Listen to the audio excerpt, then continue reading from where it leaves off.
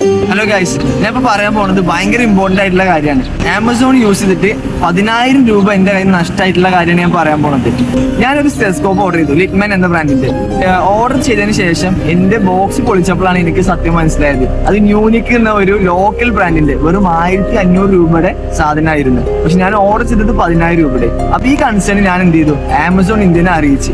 അപ്പൊ അവര് SMS-ലൂടെ അറിയിച്ച്, ഫോൺ ചെയ്ത് അറിയിച്ച്. പക്ഷെ അവരുടെ റെസ്പോൺസ് പറഞ്ഞാൽ ഭയങ്കര പൂർ ആയിട്ടുള്ള റെസ്പോൺസ് ആയിരുന്നു. ഞാൻ അവർക്ക് വിളിച്ച് കംപ്ലൈന്റ് പറഞ്ഞപ്പോൾ അവര് പറഞ്ഞ അവരുടെ OFM ടീമായിട്ട് കണക്ട് ചെയ്യാൻ. എന്നിട്ട് ഞാൻ അങ്ങനെ കണക്ട് ചെയ്തപ്പോൾ അവര് പറയാണ് അവരുടെ ഭാഗത്തുള്ള മിസ്റ്റേക്ക് അല്ല, പിന്നെ ഈ മിസ്റ്റേക്കിന് അവർക്കൊന്നും ചെയ്യാൻ പറ്റില്ല എന്നൊക്കെയാണ് അവര് പറഞ്ഞത്. പിന്നെ ഞാൻ നാഷണൽ കൺസ്യൂമർ കോർട്ടിന്റെ സൈറ്റിൽ പോയിട്ട് കേസ് കൊടുത്തു. അപ്പൊ അവര് പറയാണ് ഈ ഇഷ്യൂവിന്റെ പിന്നിലുള്ള മെയിൻ റീസൺ അവരല്ല, മറിച്ച് അവരുടെ ഡീലേഴ്സ് ആണ്.